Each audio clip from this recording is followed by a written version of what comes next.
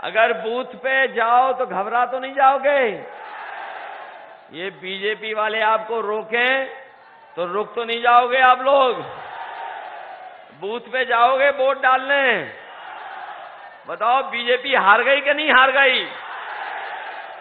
और ऐसी हारी है कि अब इनकी भाषा भी लड़खड़ाने लगी है। और हमारे मुख्यमंत्री जी तो पहले ही डगमगा रहे थे, अब और डगमगा रहे हैं। इनकी तो हर कहानी पुरानी लग रही है। इनके डायलॉग वही घिसे पिटे डायलॉग हैं।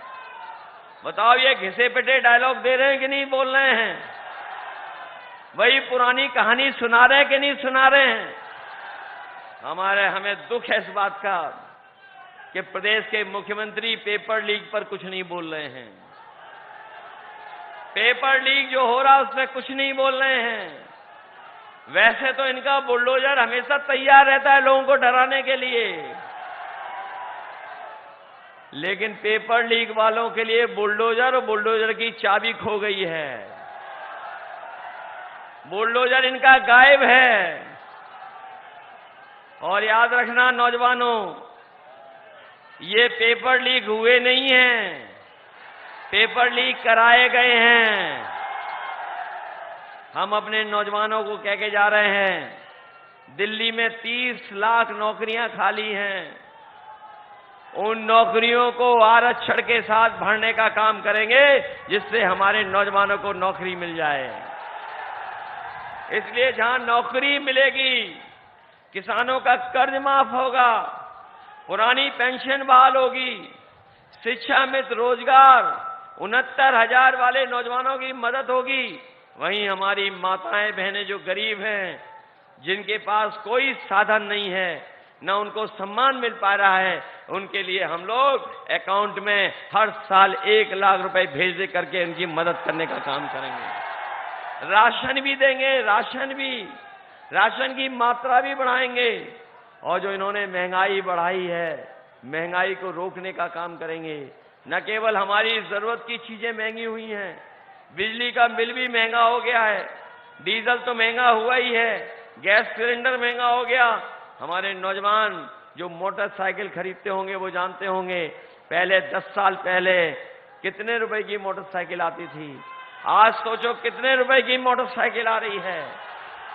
इन्होंने महंगाई कराने का काम किया है।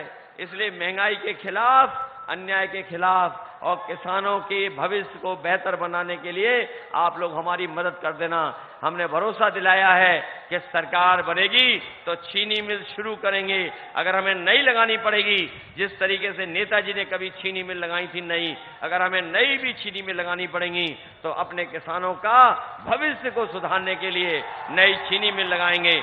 वहीं एयरपोर्ट को शुरू करके यहां पर अगर टूरिज्म को बढ़ावा मिल सकता है तो हम लोग बढ़ावा देने के साथ साथ अपने नौजवानों की पढ़ाई और पढ़ाई के बाद उन्हें कोचिंग और कोचिंग के बाद ट्रेनिंग का भी इंतजाम करेंगे, जिससे नौजवानों को सम्मान का रोजगार मिल सके।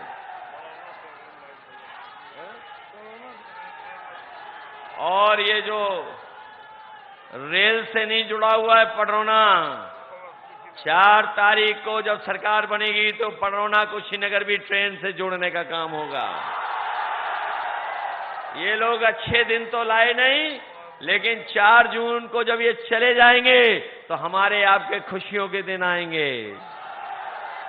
ये जो मन की बात करते रहे हैं, मन की बात और मनमर्जी की बात करते रहे हैं, अब कोई इनकी मनमर्जी की बात नहीं सुनना चाहता है, कोई इनकी मनमर्जी की बात नहीं सुनना चाहता है। अब लोग संविधान की बात सुनना चाहते हैं। यही संविधान जो हमें अधिकार और सम्मान दिलाएगा।